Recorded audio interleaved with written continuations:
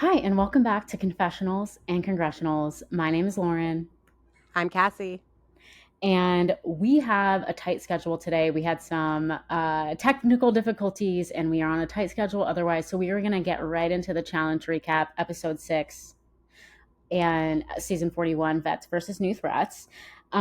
We have a little bit of tea to get into that I read on Reddit that I wanted to share with you. And then I know we want to also just like talk about the alliances. Is it always so confusing to understand who is allianced with who?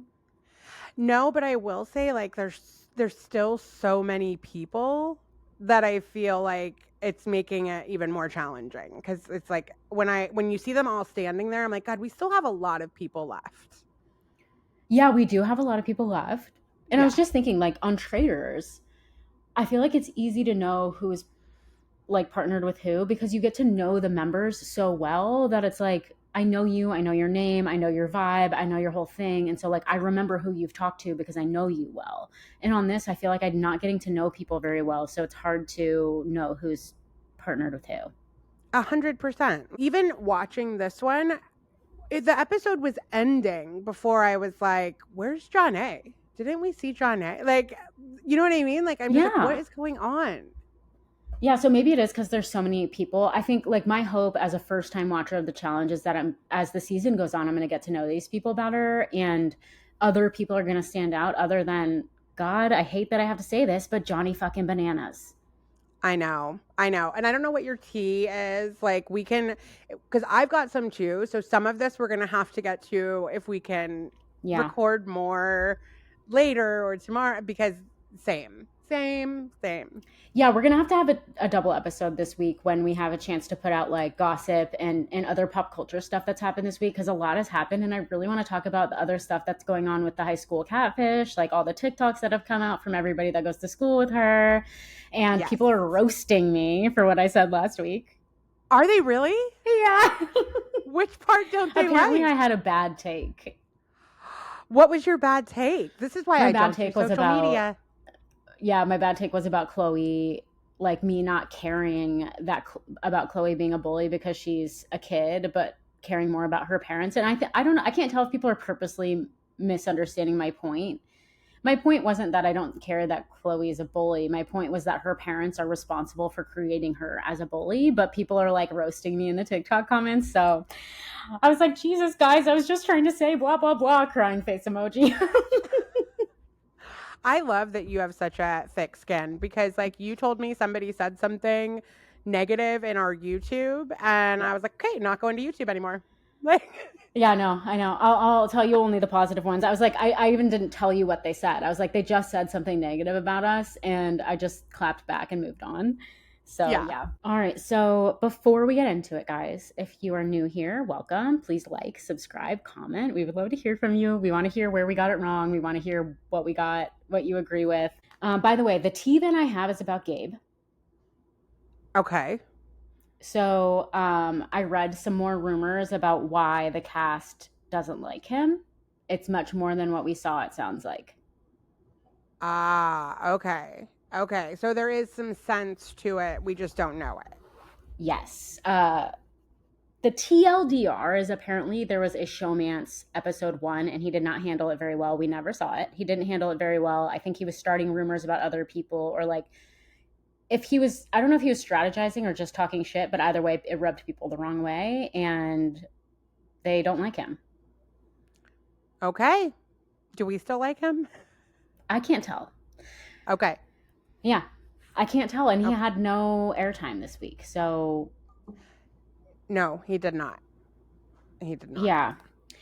You know who's getting a lot of airtime? Is Ashley's getting a lot of airtime. And, oh, Michaela. Michaela is getting a lot of airtime. And I'm wondering if that's because she goes far or I wins. mean, yeah, I could see it right now because she is. I think it's the survivor part of her. Like if I've been watching Survivor since season 1, and that show, like you learn very quickly that you have to be out for yourself. Mm, People betray each other on that show in ways that are just like I mean, just cutthroat, and they'll like swear on their lives of their children that they and don't care. Yeah. So she has that I know. I energy. remember the swearing on the lives of the children. Yeah. Yeah. Yep. Okay, well, let's get into it. Oh my God, tag! You're such a f***ing liar, Camille. Don't take care. Hope to see you never. Cabs are here! Dude, stop acting like you're the number one guy in this group, man. I'm the number one guy in this group. Things that are about to get murderous. So we get the opening bus ride, and today I learned that the buses are split up between the vets and new threats, apparently. Okay. I was gathering that as they were talking because Theo was like rallying the rookies, and I was like, so are all the rookies in this bus then? That's what I kind of gathered. Yeah, it must be. It must be. So yeah, and then he says that he's trying to like unite the new threats. You know, he's very obvious with his strategizing, but I guess somebody had to say it out loud. And I feel like this is hard because it disregards some of the alliances that people already have with people that are not within the rookie group, for instance, like Izzy being allied with Olivia, for instance. And it's like, Right. There are already alliances formed. You guys are coming around to this too late now, and it's going to screw up, I think. Like, this isn't going to work. Yeah, I agree. I mean, it already didn't work. Right. And Leroy says something about this later that I think is a very good point when he's like, listen, if your alliance is more than 3, it's useless anyway. Like, it has to be a very, very small group that is the core. Right. Because you're going to have to eat each other. Mm-hmm. So if you're on, like, that's the whole thing. If you're on the outside of that core, you're in the wrong alliance. Right. You know what I mean? Like, you Right. need to be the core 3. That's interesting because then that like begs the question about Aneesa, because Aneesa is like very much on the outs of the vets girl group, but is she on the ins of her own alliance? I don't think she's a member of the core group. They would throw her out and she doesn't get it yet. Yeah, bummer. Okay, so we get back to the house and people are strategizing, and the vet women are talking about how they don't trust Aneesa and their numbers are dwindling. So this is also when I learned that they got to pick who they roomed with, and who they roomed with is who a lot of them like roomed with who they want to ally with, kind of from the get-go. Yeah. And so Aneesa roomed with the vet women, and the vet women are like, why did you room with us if you were going to ally with Olivia? She's not in this room, is like kind of how they're interpreting it. Right. So, and then we get shots of everyone working out, and they're all very athletic. I'm going to have to say that every episode. Not all of them. We'll get to that. Not all of but them. some of them are very athletic. Yeah. So everyone's heading to the challenge at this point, and we kind of like get right into the challenge in this episode. And Nani and Theo are the very first vet team we have. And Nani says that she isn't worried because his girlfriend is Olivia, and so she knows that like they're protecting each other. Right. And so he's like, he'll do what I say because he wants to save Olivia. Which is a huge mistake. Like, and I mean, even on every other show knows, I'm just, it's wild to me that this isn't a bigger deal, is that you cannot let a couple stay together. You can't, like, there's no way that alliance can be broken up unless one of them goes home. Right. So you're saying it's a mistake that they're both even still there, you mean? 1,000,000%. One of them, you should be 100% targeting one of them. And on almost every other show that happens. Like, we know that's too tight of an alliance. Yeah, that's true. I don't have a ton of examples of that, but on Traitors, there was Michael Jordan's son and the woman from Housewives, and I don't remember, Larissa, I think, or something like that. Yeah. And one of them got voted out within the first couple of episodes. Yep. Because it's like, it's happened on Survivor. It's happened. I mean, it's way too tight of an alliance, and they'll take it all the way to the end. Yep. And then this is when we learn that, so we learn about the challenge. The challenge is swimming to a structure, climbing up it, getting all the ruins. The ruins make a puzzle, and then you have to jump off and swim back to your thing. And you both have to swim back to the thing in order to complete the challenge. And that Now, means this that ladder is not like a sturdy structure. This is a Right. swinging ladder that is in the water. This is going to require, it's not, I get that you think it's climbing a ladder, so you can use your legs and your arms, but really this is going to be an upper body because your legs are just trying to keep the thing balanced. It's going to be very, very challenging. It's easy at home to be like, just climb the ladder. Yeah. But Well, I don't know, gonna because require from the sidelines too, people were like, just climb the ladder. Right. But And they're in the game. yeah, but they have the bodies of 25-year-olds and upper body Exactly. strength. Yeah, we really see in this episode the discrepancy between the vets and new threats in terms of their athletic abilities. Yes. Yeah, and this is when we learn that CT is afraid. He's afraid of the heights. He's freaked out about climbing this thing. He fell and hurt himself in a previous season and had to go out in an ambulance. And he said he's facing his own trauma. So that's what he says in a little confessional. And you heard TJ say that these are his favorites when there's a fall to the water, right? And I love TJ, but just anybody that's watched the challenge for a long time knows that these are always the challenges that result in injury. You are falling from very high, and so it's like hitting concrete. We've seen broken noses, we've seen ribs hurt. Like, you have no control over how you're falling. It's not like you're diving, and when you hit that water from that high up, it's not like it is jumping in a pool. Right. So, and we talked about this very early on in the season where I said these vets they've done the game enough to know there's real injury involved here. This can happen, and in CT's case has happened. So I think he's both in his head and out of shape. Yep. He's very in his head. And first we get Gabe and Aneesa and CT and Lekka. And in a confessional, Aneesa says people like her and she's not easy to manipulate. What do you think about that? That is a lie. She is very easy to manipulate. And it doesn't seem like people like her. No, I think because they know they can't really trust her. It doesn't matter like how good your alliance is with her. It just doesn't matter. Somebody else can get her on their side. Yeah, I think that, I don't know if she's lying or if she's just not very self-aware of what's going on in this specific instance. But either way, I definitely thought that was not accurate.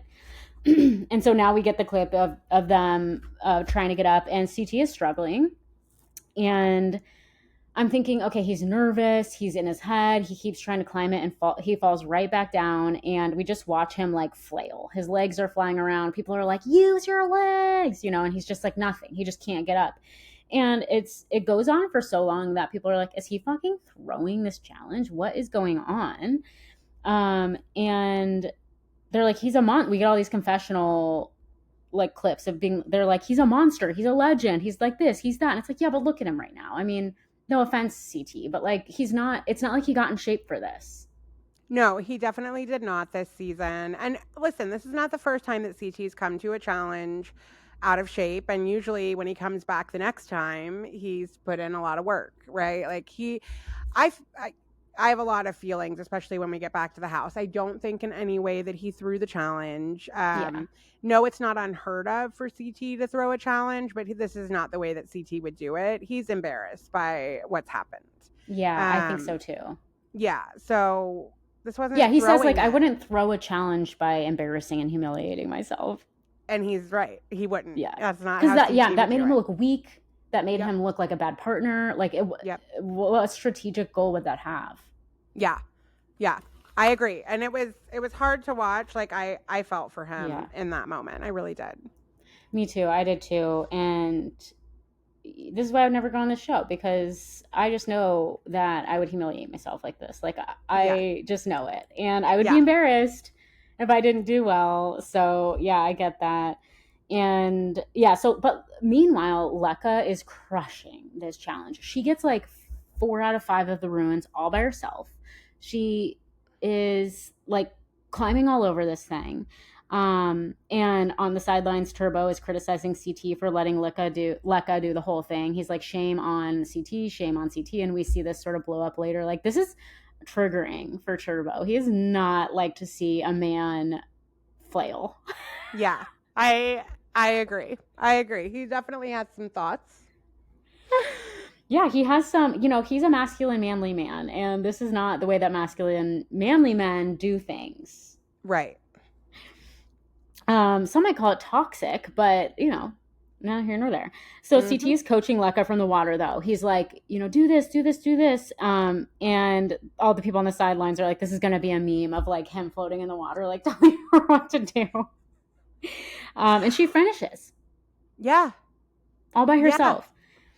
And so, yeah, I'm like, this is not going to be good for him. I feel like at this point his days are numbered. I'm afraid to see what happens to him in an actual, like, arena challenge. Well, I think if the girls have the numbers, yeah, but the guys would for sure want to keep him.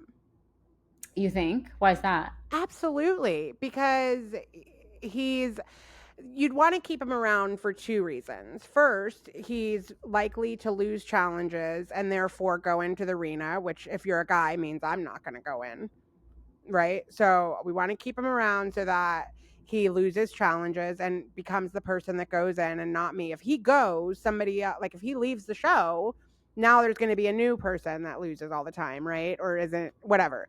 And then the other side of that is that you want him to be the one you're going against in the final. It's usually very physical, and they probably assume they can beat him. We saw how he did coming up the mountain day 1. Yeah. So, and actually that reminds me, because in like the 2nd or 3rd episode, Michaela said something that I didn't understand at the time. And in that recap, I was like, I don't understand what she means. And now I do. What she was trying to say was, you want to keep somebody in that A, people don't like, or B, that isn't going to win competitively, so that they're an easy person to put in. They're an easy person to go home. Like, you want somebody that's like an easy sell. Yeah, absolutely. So yeah, that makes sense, I guess. I didn't think about it that way. So yeah, Michaela says if this was a boys' day, he would have found a way to climb up. She's also just like, what the fuck was that? I think they're all just basing it off of what they've seen of CT in the past. Yeah. And again, like, Father Time remains undefeated. I feel like CT is a man who has suddenly seen his own mortality. You know what happens when men start to realize they're going to die one day? Oh, yeah. Yeah. It's like same thing suddenly... that happens to some of us, though. Like women. What?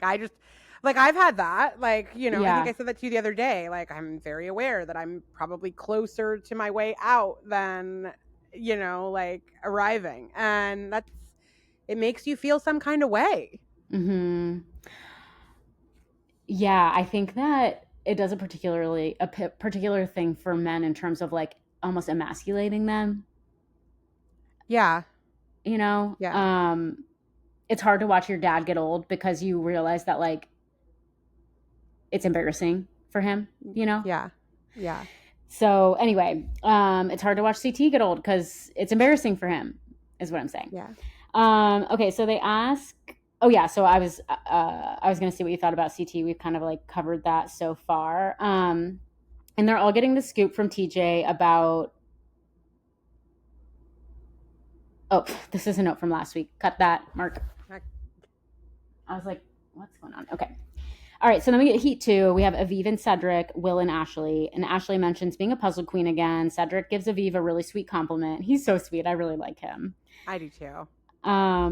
And he knows how to pump up a partner. Like, that's what it's all about, Cedric. Like, pump up your partner. Make them feel like they can crush this.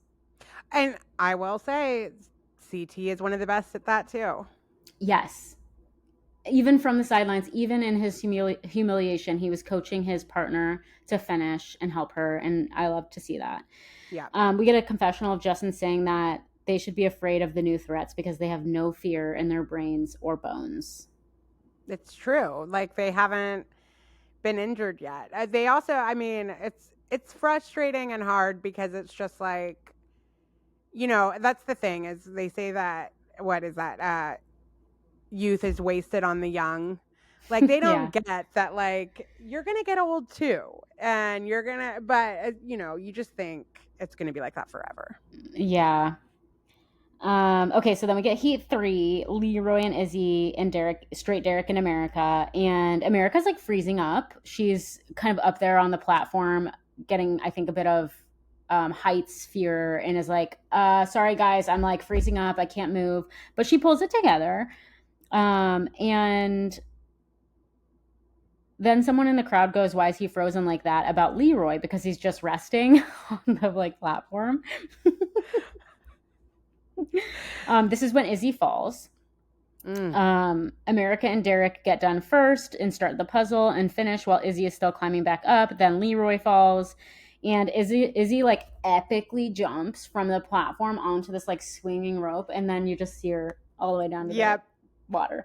But I just felt like, girl, that's at least she's got some heart in her to even try that. I would not have done that. Fuck I would have been no. like, I'm climbing back down the ladder. You cannot make me jump. I don't care. Like oh God.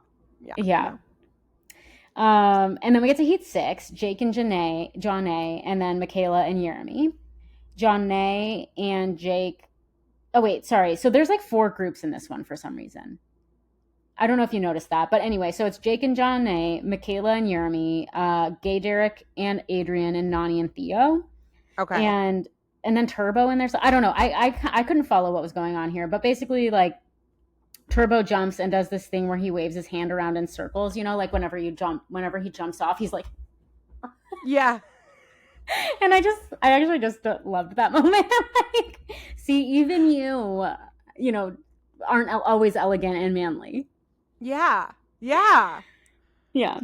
And then we get to Heat 7. It was a really tough one to like, and I mean, the editing really just wanted us to focus on what happened with CT, and that it was close with the other team that didn't finish but made more progress. That was Izzy, right?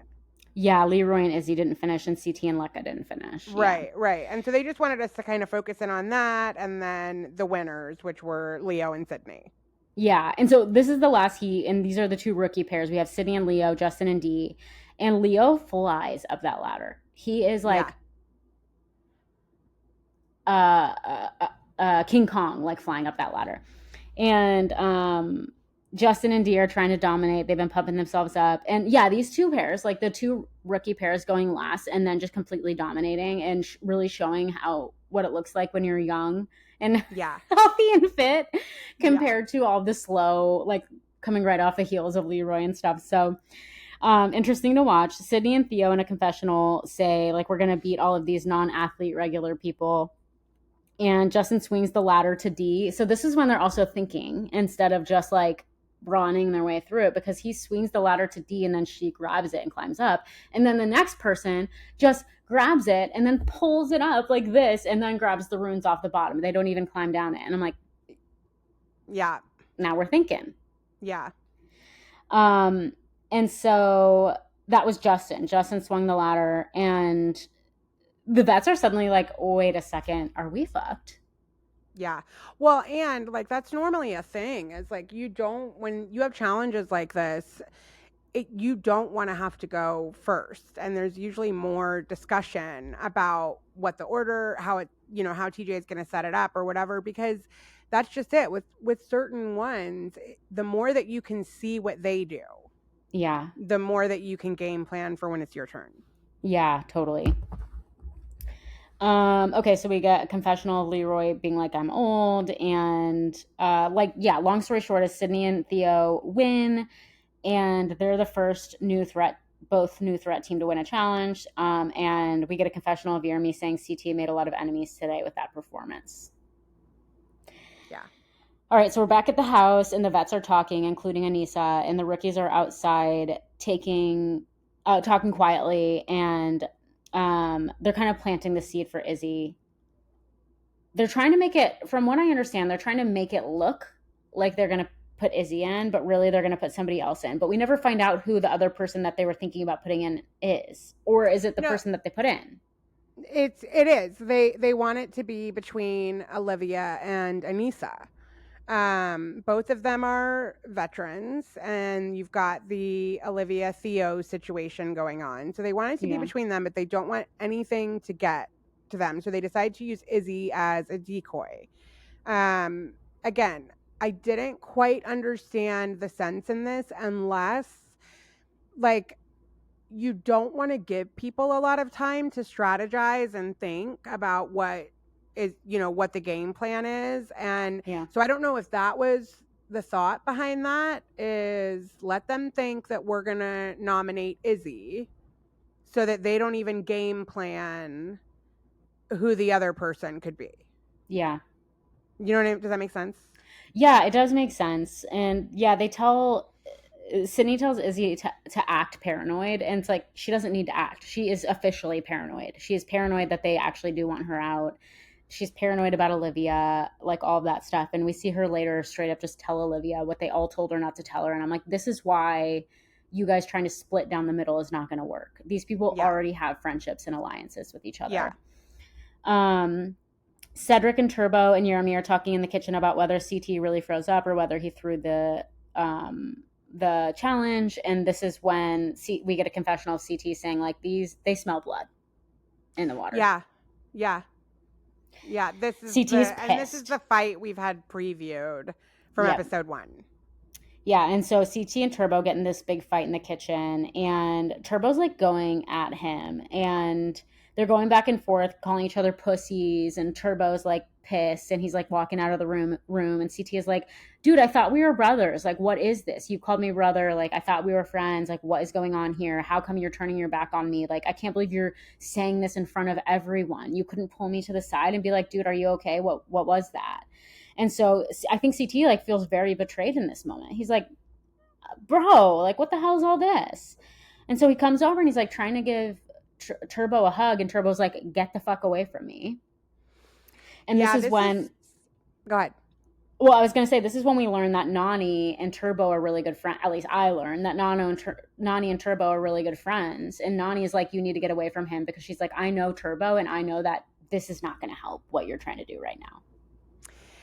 Yeah, and look, I thought CT came out of this scene looking great, maybe a little bit victimized by Turbo, but for me, it's just one of those moments where I'm like proud of the wisdom that comes with age, because the fact that CT is calmly like, give me a hug, let's calm down. Like, I mean, if you watched CT 15, 20 years ago, there's no universe where he is going to be calm and let somebody talk to him this way. And so I thought he handled it like a grown-up.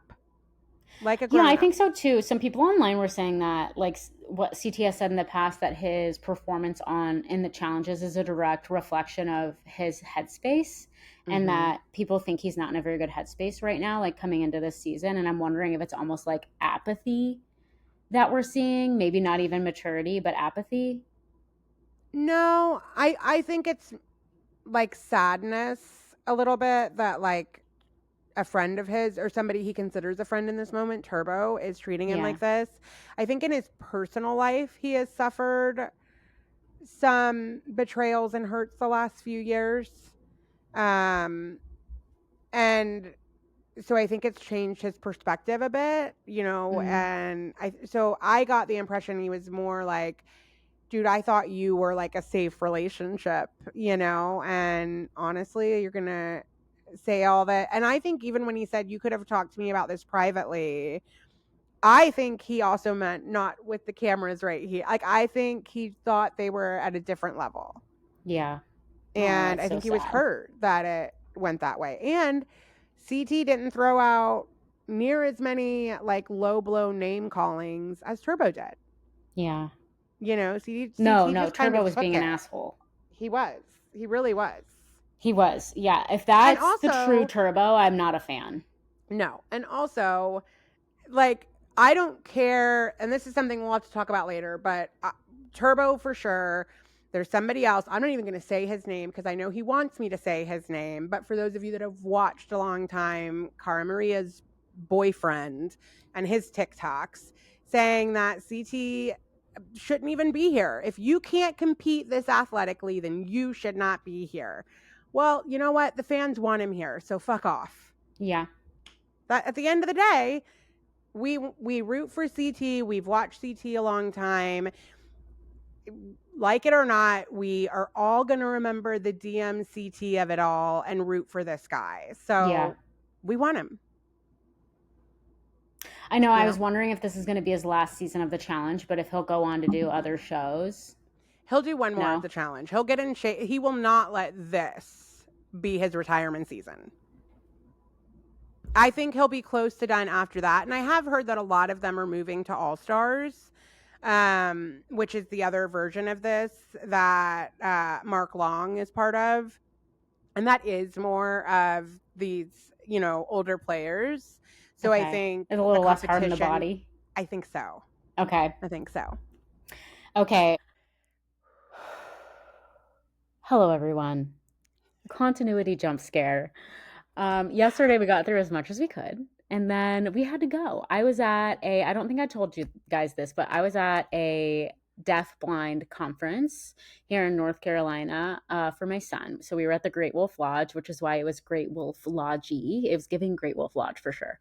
And it was amazing. We learned a lot. Our son is deaf-blind. And so we have been trying to immerse ourselves in what to do when your kid cannot see and hear the world around them.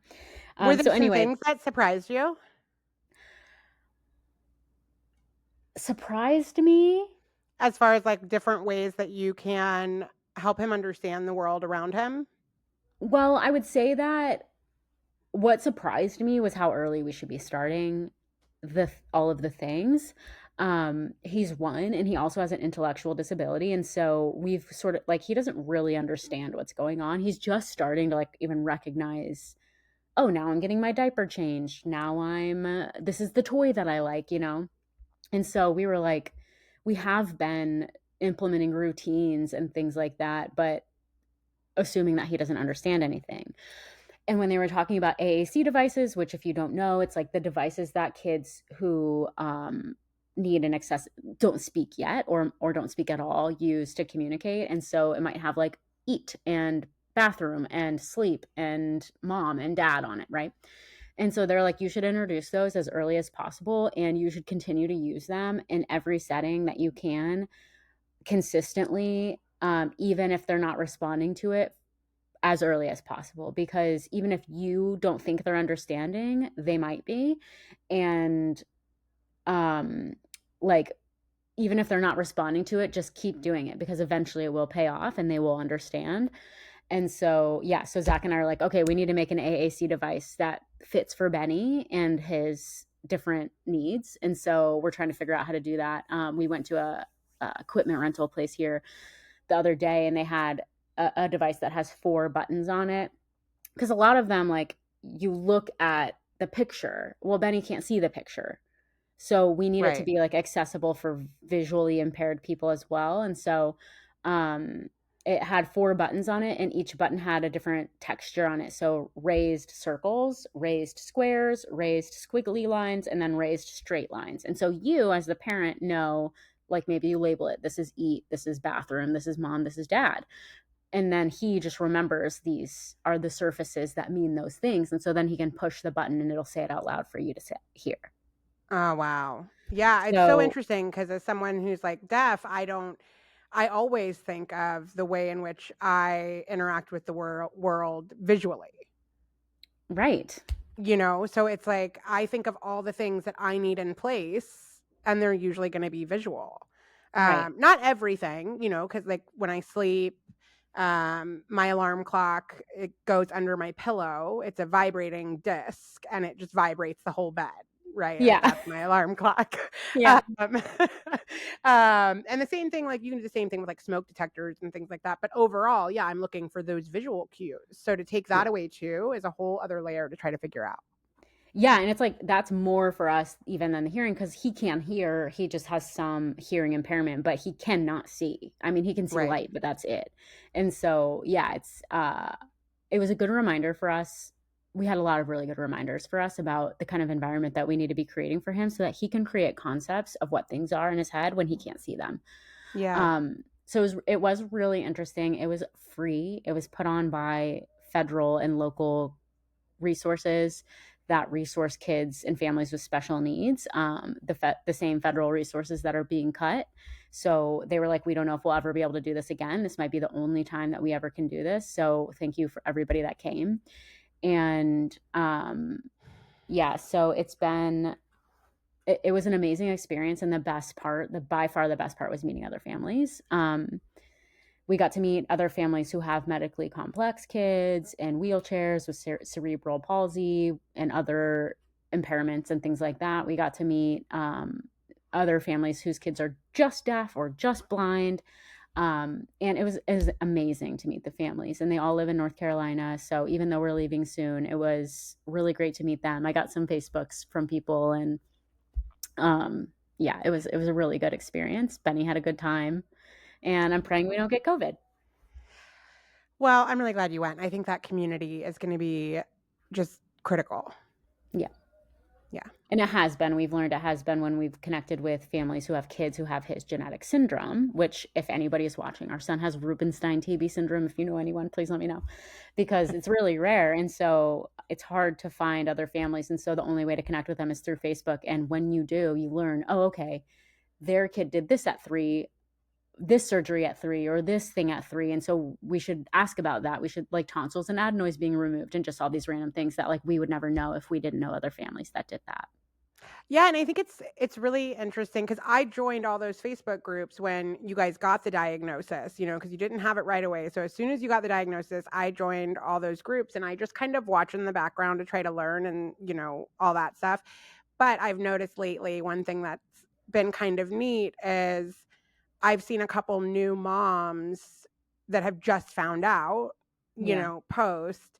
And I've seen you there, like, loving their posts and making a comment. And I think about I'm going to cry. I think about the people that did I know, that I for am you, too.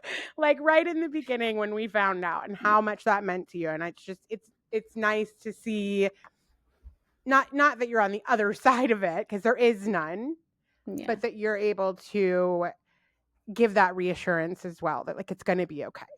Yeah. And, have them do this test and have them, and, like, don't let them pressure you to feed them too much. And, like, because our kids have feeding tubes a lot of times. And they go home with oxygen, and there are all these things. And you're just like, you just got shot into the whole new world of being a parent. And then on top of that, my kid has a feeding tube, and, what do I do? And the nurses and the dietitians don't know this disorder and this syndrome. So they're like treating it like it's a normal kid, and it's not a normal kid. And so, yeah, I always try to help parents who have been, I'm not very far along, but if you were before a year, then I might have some advice. Yeah, you're like, I remember the shock, and it will be okay. Yeah, and it's so shocking, and you have no idea if your kid is going to be okay. And it's like having a disability and having a genetic syndrome is not a bad thing, but it is, as a parent, devastating, because you're like, is my kid going to be okay? How do I manage this? Can I afford it? Are they ever going to be able to live independently? Are they ever going to be able to eat by themselves? Like, you have all of these, the whole world that you imagine as a parent just shifted. Well, and you didn't have any idea during pregnancy. So it's like you go through all of that, and then yeah, it was a lot. And there's a reason why genetic syndromes are becoming less common. And it's because you usually find out when they're in utero, and you have an option of whether you'd like to move forward with that, knowing the kind of quality of life they might have. And we did all the genetic testing, and it all came back negative because we had some signs that maybe there was something going on. But yeah, and it all came back negative because neither of us carry this, and it's very rare. So they didn't test for it. Right. Because you can't test for everything. I mean, there's just so much. And so, yeah, there are no guarantees. No. Yeah. But there never is about anything. Exactly. You know, Control is an illusion. That's what I always say. Is. Totally is. Yeah.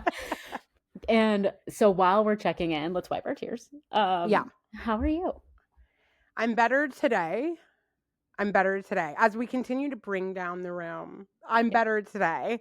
I was in a really bad place yesterday. Like yesterday, I was like, I think I'm just gonna like quit the pod, quit my job, move to the middle of nowhere. I'm never getting on the internet again. I hate everything. And so it was not good. And there's two problems. Like the first is that for the ladies out there that don't have a uterus, like you're gonna know what I'm talking about. I still have my ovaries, right? But I don't have a uterus anymore.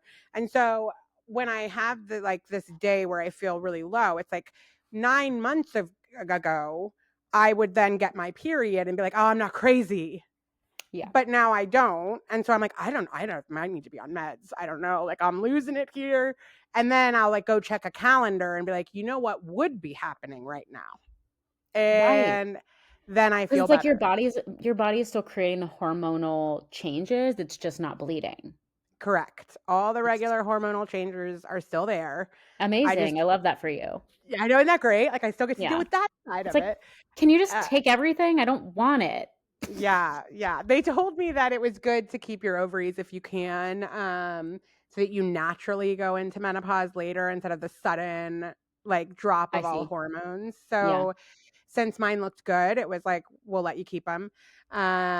So yeah, and honestly, I think when I get into that kind of mood, it's like I start noticing more and more when I see unkindness just like in the world. And it doesn't matter how you have your algorithm set, you still like there was like a feel good story that well, it was supposed to be a feel good story, but it was basically like I don't know if you saw what happened at the Phillies game, but there was a Phillies game and basically a bunch of people went for a home run ball. Okay. And like a ball gets hit into the stands. Everybody goes for it. Guy gets it and he walks back to his seat because he's run for it and he gives it to his son. Okay. This a little boy. It's the little boy's birthday. And as he gives it to the little boy, this Karen comes running up and starts berating him like you took that ball. You knew I almost had my hand on that ball. That ball is mine. And it turns into like a big fight and he ends up taking the ball from his son and gives it to her. Like forget it, like whatever. And the feel good part of it was that it ended up that like everybody saw what happened. It was on camera, it was on the jumbotron, all that. And so they ended up bringing the boy down and he got to meet the players and get signed baseballs and baseball bats and all that stuff, right?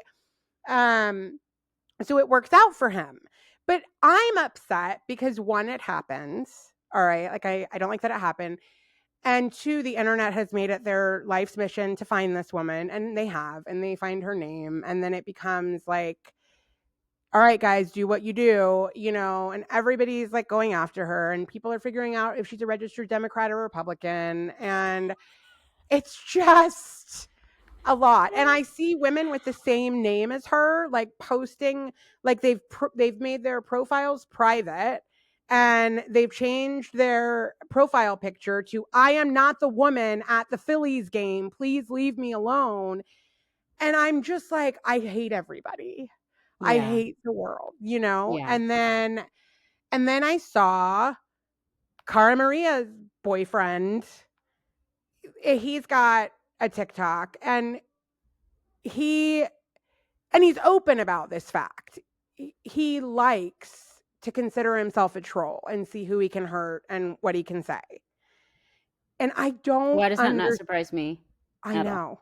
And I don't understand. You know how I am. I have no patience for unkindness. Yeah. It's like probably the thing that bothers me the most because Especially look at this. online. Yes. When you wouldn't. don't know that person. Right. Yeah. And I doubt you you'd get to have the hide guts behind to a keyboard. say it. Right. I doubt you'd have the guts to say it if you were face to face having a conversation. And I mean, look at the story that you just shared about your son. Like life is fucking hard enough. Yeah. So I don't understand the like, what can I pick at? Yeah. To make it worse, Yeah. So I was not good yesterday. And then I realized on the app that I would have gotten my period and I was able to be like, okay, well now we're just going to go read a book and we're not going to interact with the world anymore today. Yeah. And Like suddenly you're like, oh, my perspective of what's going on just shifted. My thoughts are not my reality. I need to go unwind and like escape from these thoughts right now. Yes, 100%. And so I woke up today and I was like, okay, I feel better. I feel okay. Yeah. This is what it was. And if there's like men listening that don't want to hear like that icky period stuff, like I hope you're 12. That's the only time that's an acceptable like mind frame to have. Yeah. Honestly, I'm sure there aren't men listening. I don't think so.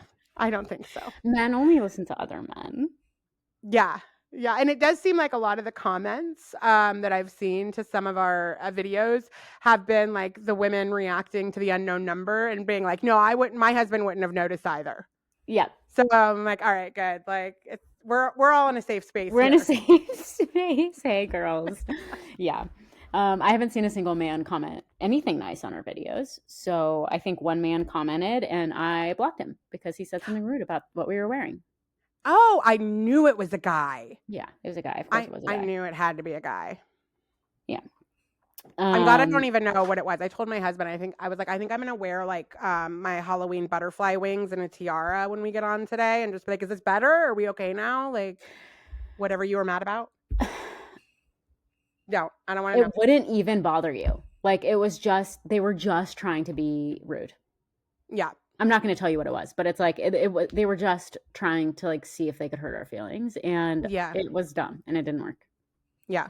Well, I'm sorry his dad never loved him. I hope that works out for him. I know. That's basically what I said. Yeah. Before I blocked his ass. Perfect. Yeah, so he won't see any of our videos again, I guess, unless he wants to be obsessed with us and create another account and follow us. And if you do, babe, come for us.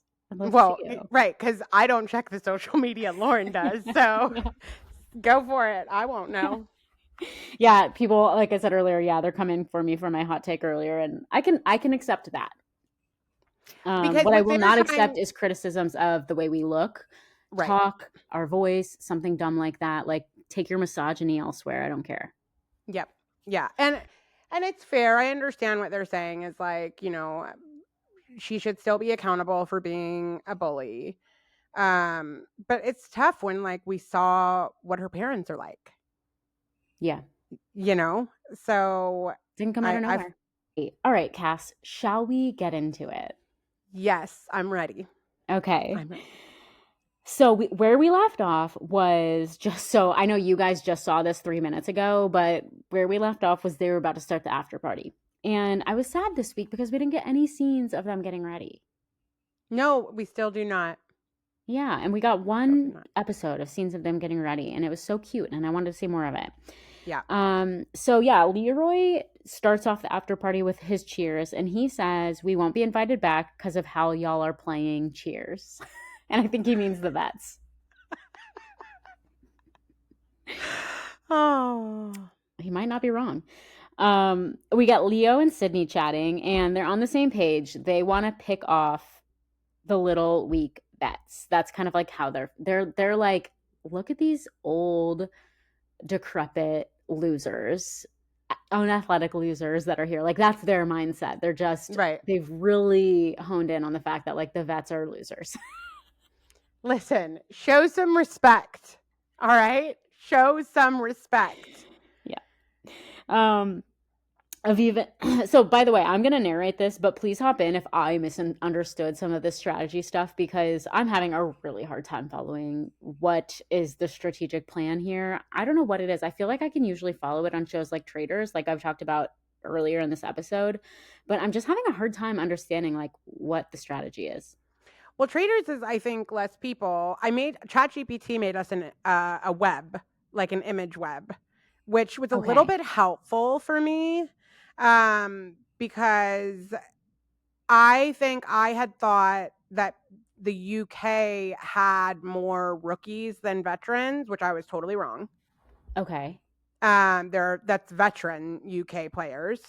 Okay. So what you have is you have like veteran UK players, and then you have the rookies that are trying to kind of band together. And then you've got a lot of people that aren't in any of, like, they're not necessarily part of the UK alliance. And that would be like our CT, Leroy, Aneesa is playing kind of the UK alliance and also like the OG veterans, so to speak, right? But the Okay. OG veterans have not come together and been like, all right, we need to be together.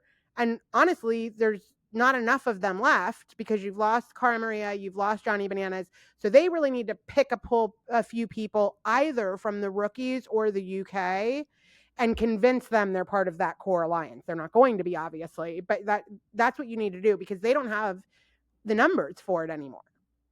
I Are feel you with like, me? yeah, I feel like the OG vets do have an alliance in Ashley, Nani, previously Johnny Bananas, previously Cara Maria, and then there's somebody else in that little group, and then Aneesa thinks she's in that group, but she's not. Yeah. Yeah. Michaela? I think Michaela is a standalone. I think Yeah. she is a standalone.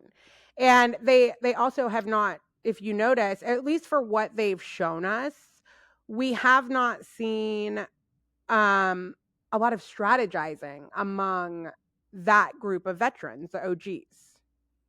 I mean, I feel like I've seen a lot of strategizing amongst them saying like we need to stick together. Right, but But you just okay. mean like other than that. Right. You need okay, Okay. so what are you guys gonna do? Are you gonna go for the rookies first? Are you gonna go for Right. the UK first? Like what is your plan to keep this Beyond sticking right, together. right. Okay, yeah, I Yeah. see that. Okay, so we'll put that up on the screen, the little thing. I'm like scooching over. Hopefully it can fit right here. Okay. We'll We'll see what see. happens.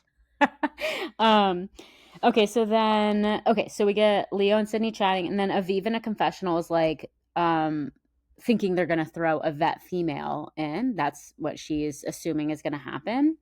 Lucca and Turbo are talking, and Lucca thanks him for confronting CT. So she, I guess, also felt very disappointed and let down by CT's performance and is wondering if it was thrown based on her saying that, or she's just sucking up to Turbo because she wants to be in his alliance. Yeah, I think it could also be that she wants to like get people to like her in this moment. So she might have some say in who she's gonna face. Yeah. You know what I mean? Like she Right. knows she's going in. So you kind of want to be good with everybody so they might take your opinion to heart. Okay. Yeah. Although Turbo has no power.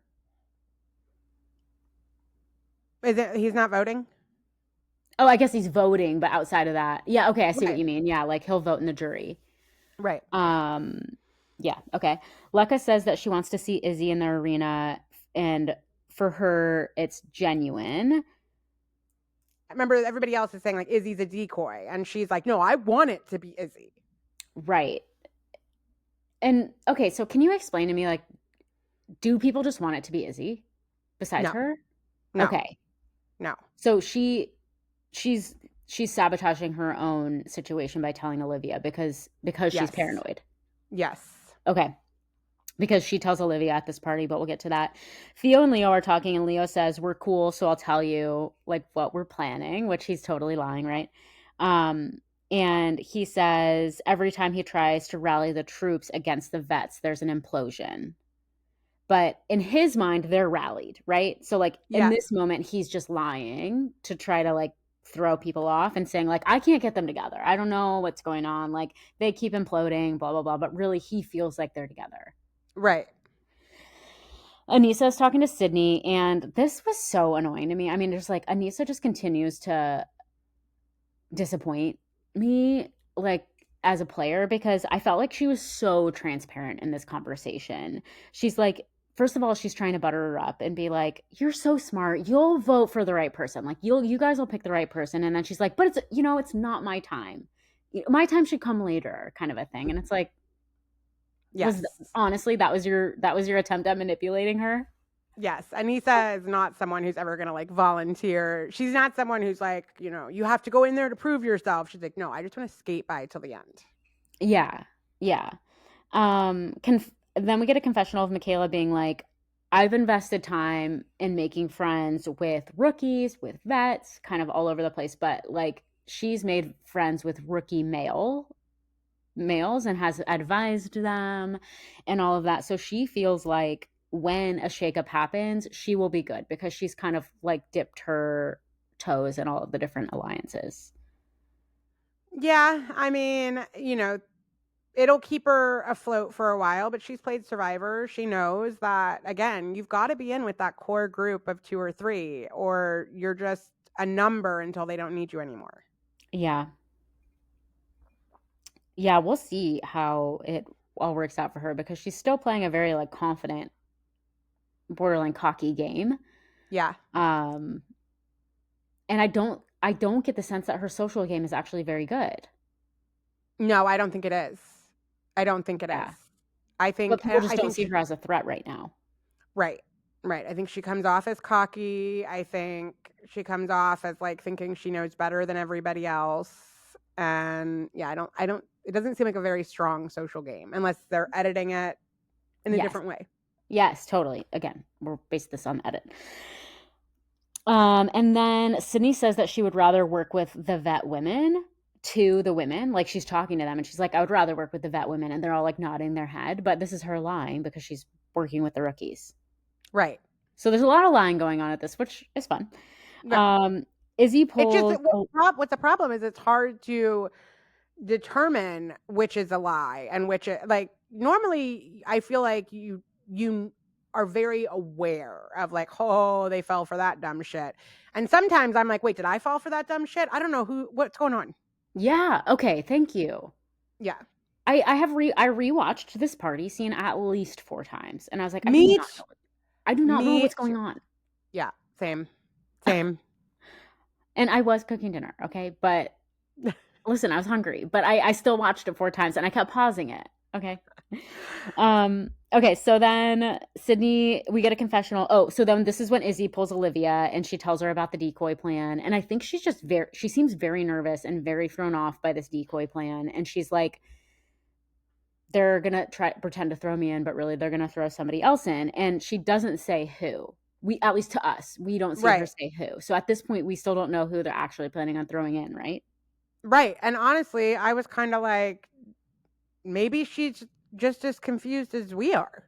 Yeah. Like maybe she's like, I don't know if there's a strategy behind it. I don't know what they're thinking. And I'm like, girl, same. I have no idea. I probably would have done the same thing. Like, yeah, like you are my only actual friend in here, the only person I feel like I can trust. So I do have to tell you right now what they're planning because you are actually my real ally. Right. And they know that. Like, why did they pick her if they know that the head of the snake, Olivia, and her are best friends? I don't know. I don't know if it was like, well, maybe, no, I don't know. I don't know. Unless they wanted her to tell for some reason, but I don't think they did. Who told Izzy that she was just the decoy? Well, I remember Sydney saying, act paranoid. So I wonder if... But I thought it was Theo's plan. Theo? It was Theo's plan. No, it couldn't have been. Leo. Yeah. I was like, Theo, no, he's with Olivia. Why would he? Theo. Yeah. Okay. Leo's plan. All right. So that's what I'm trying to figure out. It's like when Izzy was made aware and if she was supposed... I don't know. Yeah, guys, tell us in the comments. We're genuinely so confused. The fact that I liked this episode, despite not knowing what's going on, is not promising for my future of watching the challenge. I'm going to be honest. I bet you that our number one fan, who I love, is going to know every answer to this. Yes, she's going to be like, guys, somehow you have made this too complicated. It's very simple, and I'm going to feel like an idiot. But it's okay. Yeah. I need to know. So give it to me. Sometimes I need to feel like an idiot. Yeah. So then we get a Sydney confessional saying Izzy is a defector and any defector is going to get ousted. And I was like, what is a defector? Like somebody that was part of an alliance that ended up leaving it and going into a different one. Yes. And yeah, so I didn't know what that was, but that does make sense. So she's like seeing her for what's going on. And maybe that was part of it, is like, can we actually trust you or not? Yeah. Okay. Like I could see that. Okay, maybe that is, if that wasn't their plan, they at least were able to figure it out. if it was their plan, brilliant. Yeah. If it wasn't their plan, then it worked out. So we get the next morning at the house, and Olivia is talking to Leo, and she asks him not to put Aneesa in. And at this point, Leo knows Izzy told her, and immediately is like, we have to get her out of the house. She's a rat. Yeah. So at this point, they're like, okay, now we are gunning for Izzy because we know what happened. So Olivia kind of like sold her out on accident, it seems like.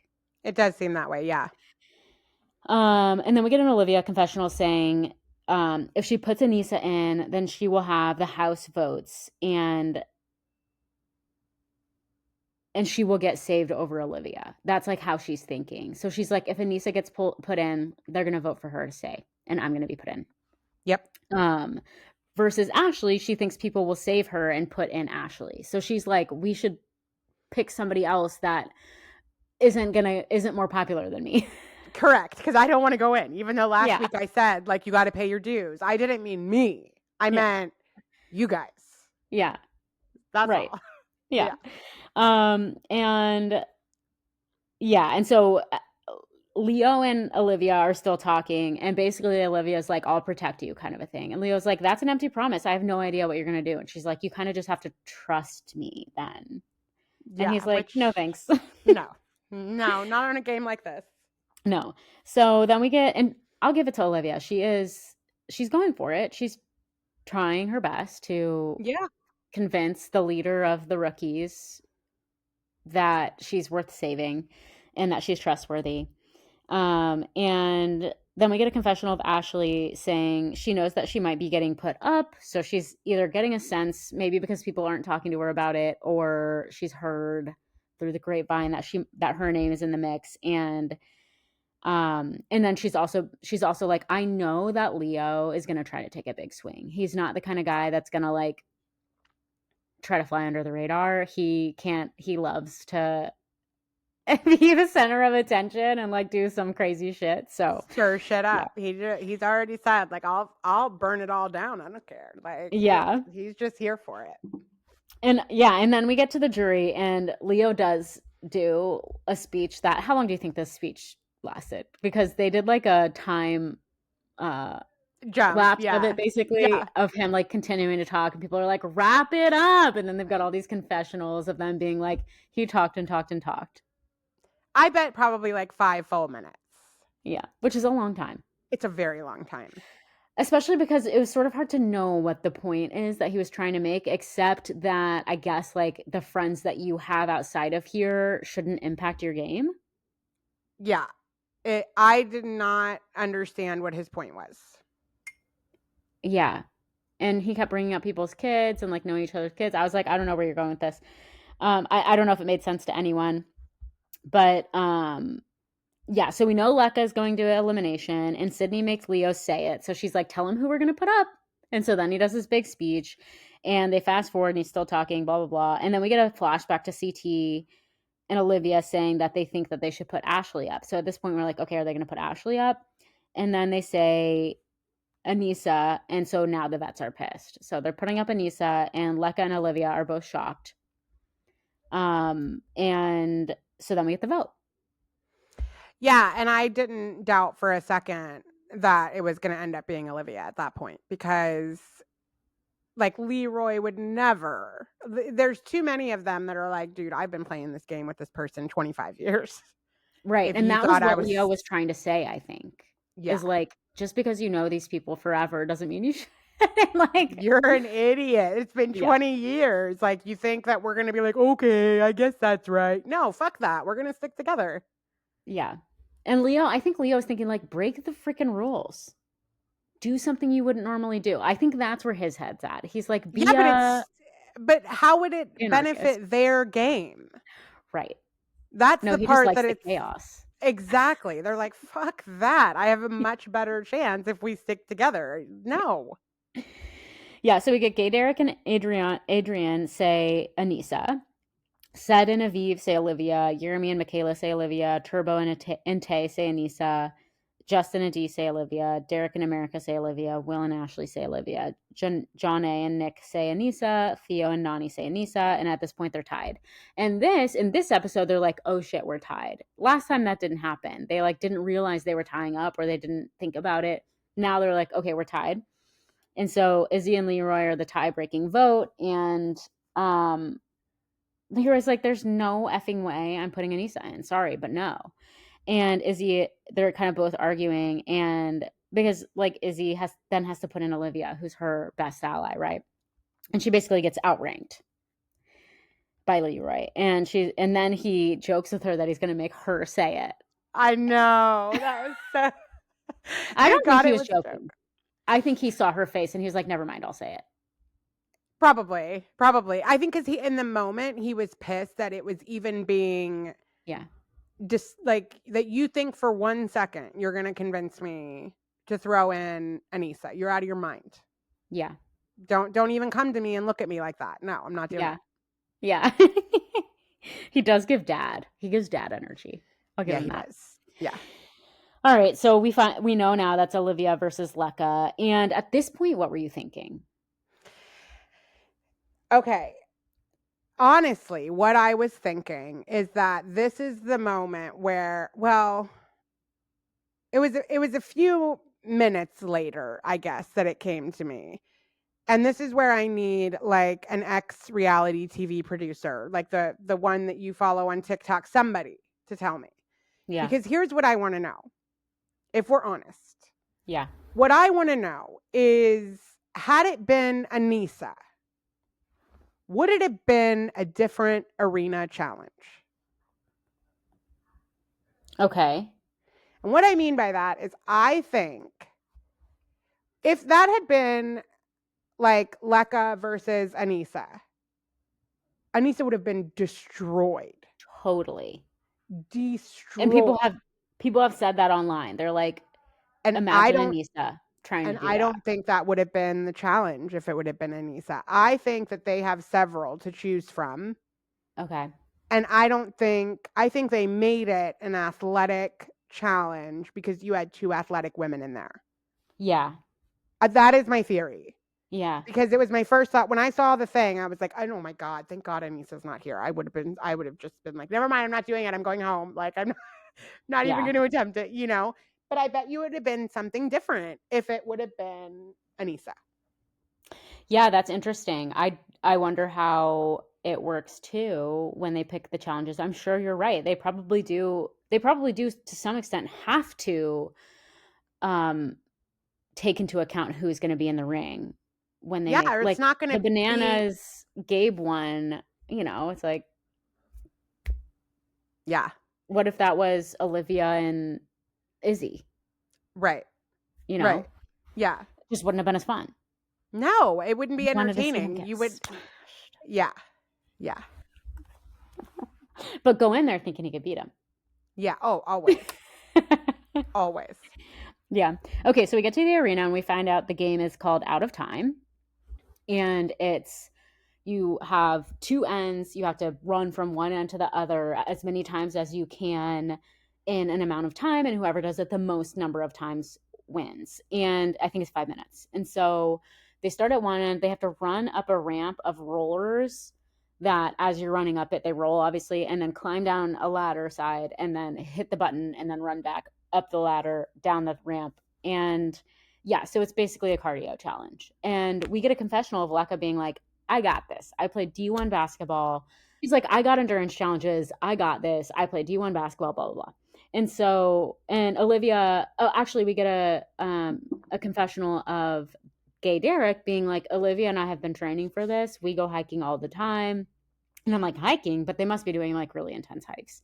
And I think they live in Colorado, so probably at altitude as well.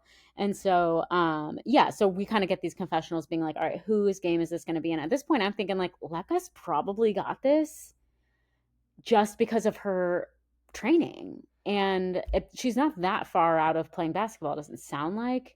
And so I think she said 5 years or something. Yeah. Yeah. So I thought, oh, okay, she's got this. And Leo and Sydney are talking on the sidelines, guessing who's going to win. And Leo says Leka does cardio every day and he thinks Olivia will gas out. So the edit is making us think that Leka's probably going to win. And it misled us because we get this amazing. I loved this challenge just because of how difficult it looked and also how much they struggled, especially Leka, to complete it. I thought she was going to lose once CT was yelling at her to pace herself. Then I was like, oh shit, I think she's gonna, because he's right. Like you've got to, you can't go balls to the wall the moment it starts or you gas out. Yeah. And yeah, he says in a confessional too, he's like, if I had one tip, it would be once you have a lead, just maintain it. Yes. Just slow and steady. She does out. Like it's 5 minutes is a long time to do that. It is. Oh, are you kidding me? Like a minute and a half, and I'd be like, somebody get me an inhaler and a Diet Coke, and I'm gonna go lay down. And a cigarette. And a cigarette. In that order. I need to open my lungs back up. Yeah. So yeah, and then we get a confessional of Theo saying if Olivia goes home, he's going to flip the house upside down. He does not want her to go home. And also, was she pregnant at this time? Yeah, I mean, in theory, like a week or because she said that she got pregnant in the challenge house. That's insane. Yeah. That's insane. Yeah. And granted, she didn't do the challenge earlier. So she wasn't gassed out from the challenge fairly enough, but still. And yeah, I mean, the girls do just have a disadvantage in this show because of, you could start your period, like your whole hormonal cycle would dictate how much energy you have at any given time. Yeah. And yeah, it's something that we like pretend doesn't exist, but that is probably a huge factor. Oh my God. If men had to deal with that, come on. No, they would cry. Oh, yeah. They'd be in bed and like, I think I should be like exempt from the challenge today. And yeah. Yeah. Okay, so we get a confessional of Olivia saying if she can't win this, then she doesn't deserve it, which I did appreciate. And Leka says this is not new to her, down and back, blah, blah, blah. And yeah, so CT is coaching her. And they're about 2.5 minutes in, and they are like fried at this point. And Leka says, my legs are so heavy. The lactic acid is kicking in. I'm so winded. She's slowing down on the way up. She's essentially crawling on the way up, flat on her stomach. And then she just sort of like flattens. And I'm like, oh my God, is she okay? Yeah. Where are they? Like in the world? Where are they in the world? Yeah. Let's take a guess and then somebody will tell us in the comments. Okay. Based on the challenges and stuff. They're somewhere where there's big bodies of water. And they're safe to swim in. So you're not in Florida because we would not be getting in the water here. And they haven't complained too much. And their house looks kind of tropical though. Yeah. It's probably not somewhere that's super expensive like Hawaii. No. But it looks tropical like Hawaii. Huh. Why am I thinking Argentina? Like okay. What? I said, why am I thinking Argentina? Okay. That's my guess. Okay. My guess is Panama, randomly. Okay. Okay. I was trying to think about elevation. Like that's what I was trying to think of. Because like, my husband and I we live in Florida, which you don't get any lower, right? And we went to Colorado and we went up onto the top of Pikes Peak. And I mean, we were like, we need to get down now. Like there's no oxygen up here. I'm not sure what is happening, but we need to go.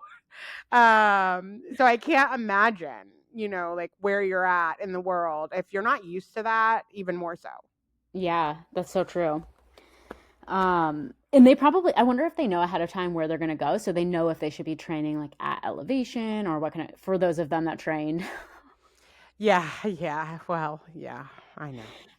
Yeah. So we get a confessional from Cedric being like, Olivia is on roller skates. Like she is flying through this challenge. She's doing just fine. And Leka is seeing stars. Yeah. Unfortunately, that was where we were. And they're both strong women. Like No shame in anybody's no, oh my game God. at all. Like, you did fantastic. Yeah. You just gassed out. Yeah. The vets really want Olivia to go home too. They're like really rooting for Lekka. So yeah, Olivia takes the lead, then she gets 8 and then 9, and at this point, like Lekka is like rolling sideways down the bars, hanging on by a string, and Olivia wins. She gets 10. Lekka has 8. And Theo runs over and gives Olivia a huge hug and is like, "Oh my God, congrats!" And then Olivia like goes over to Lekka on the rollers and like gives her a hug and says that she did a good job, which I thought was sweet. Yeah. And Olivia in her confessional says Leo is enemy number 1 for her, so that's her new target. Well, good. I'm And glad she's it's ready to that run and this game. not the veterans. Yeah, Go for the rookies. Get them all out of here. is that where you're going? That, I think, for now. And then I need my vets to think of something. Yeah, they've got to. If they have a game plan that they haven't shown us, then that's great. But if they don't, what Yeah. are they doing? Yeah, 100%. Yeah, they probably do. All right, so then we get the selection. We have Sydney, Derek K, Leo chooses Nani, Adrian, Leroy, Gay Derek, America, Aviv, Gabe, John A, Cedric, Michaela, Justin, Jeremy Tay, Turbo D, Ashley, Theo, Ben, Izzy, Will, Olivia, CT, Aneesa. And then we get a And confessional. again, this is where I think, like, they have all these challenges mapped out and they decide when they're going to do which things, right? The Right. preview for next week, it's go-karts. Now, imagine just about anything else that CT and Aneesa are the pair that have to compete. Oh, You see what I'm saying? Like, right. it seems like they're Not like, an all athletic right, challenge. we're going to need to do the go-kart one tomorrow, guys. That's, Yeah. otherwise we already know who loses. Yeah, that's so true. Yeah, that's so true. I didn't watch the preview because you haven't been watching them, so I didn't want to know anything that you didn't know. I almost never do, but my curiosity was piqued at, like, what are they going to make CT and Aneesa do? Like, they can't climb a ladder, and so what do we have for them? And then I saw it was go-karts, and I'm like, okay, I stand by my theory that, they probably have all the challenges already done and decided, but you don't necessarily know what day they're going to do which one. And so I could see them being like, this is the day we do the go-karts. Yeah. I was also going to say I did see the first like few seconds of it, and I did see that we get a preview that Will and Nani are apparently like an item. Really? I didn't realize that they were making that insinuation. Yeah, it was at the very beginning of the preview, and they were like cuddling in a bed together, and we get a confessional of somebody saying that. So I don't know how long it's been going on, if it just started this week, what the deal is, but yeah, I'm excited for that interpersonal drama. This is what I'm here for. Yeah. Nani's story is really interesting. Her lore and her story is very interesting. It took her a very long time to get more comfortable with her sexuality because of how she was raised and all of that. And she was in a very long-term relationship with another woman, and they were engaged until January of this year. Oh. And so she really, but I believe she had identified as bisexual. I'm not totally sure. So, Yeah. but I had only known her to be in that relationship, and it was a very long-term one. So that's why I was a little bit like, oh, wait, what? Like, yeah, I think it was Nani, and I think it was Will. Honestly, I could be wrong on both of those people. Right. Here comes Brittany. She's going to be like, Lauren, did you even watch? I know. Seriously. Yeah, I mean, I shut it off immediately. I'm pretty sure it was either Will or Jake. I mean, they're basically identical, and I can't tell them apart. You are sure it was Nani, right? And I'm not sure it was Nani. I think it was. Okay. Could have been someone else. All right, we're going to find out. We'll find out next week. So, and then last thing is we get a confessional of Michaela saying that while they didn't pull off the plan exactly, intention and momentum cannot be underestimated in this game, and the fact that people came together cannot be forgotten. I don't know how much they came together, but okay. Yeah. She thinks they did. The vote was down the middle, so yeah. All righty. Yeah, I mean, I think her thinking that the rookies came together to create a plan, even though Izzy ended up telling Olivia. Yeah, It's like at least they had a plan. Well, I'd love it if they'd share it with us. Yeah. Well, the plan was the decoy. Right. Again, but I need to know the point and purpose of all of this. Right. Like, No, yeah, uh, you're like, take it a step further, Lauren. Like, then what Right. happens? right. Invite me in to the thought process, would you please? Like, yeah. All right, Cass, who was your MVP and LVP of the episode? My MVP, as much as I don't want it to be, has to be Olivia. Mm-hmm. I can't. It has to be Olivia. You have to say why. I mean, I think she played. She talked a big game last week, and this week she came in and she proved it. And that, in and of itself, like if you're gonna talk that way, you got to back it up, and she did. Yeah, and potentially pregnant nonetheless. Yeah, which, good God, I mean, I fell asleep at my desk when I was pregnant at work one time. So yeah, that first beginning of pregnancy is no joke. It's so exhausting. Yeah. All right, who's your LVP? Turbo. Yeah. You don't come for CT like that. No. Mm-mm. No. Not in this house. No, absolutely not. You get out of here with that. Yeah, Turbo. I didn't like the way he came for CT, but I also didn't like that he couldn't calm down to have a conversation with CT when CT was trying. And I also thought he took very low and ugly blows. And so which sucks because I actually liked Turbo until this week. But you know how I am. Like when I see that side of you, like where you'll go and how low you'll go, like now I'm done with you. I don't want drama. Oh, yeah. You hate when people go really low during a fight and say things that they didn't mean. Yeah, I don't have any patience for that. Yeah. None at all. I'm like, now I know what you'll say, so never talk to me again. Yeah, and like what you think. Yeah. Yeah. Or the fact that you're willing to try to hurt me that much. Either way, I don't have any time for it. Yeah. Nope. Fair enough. Yeah. How about you?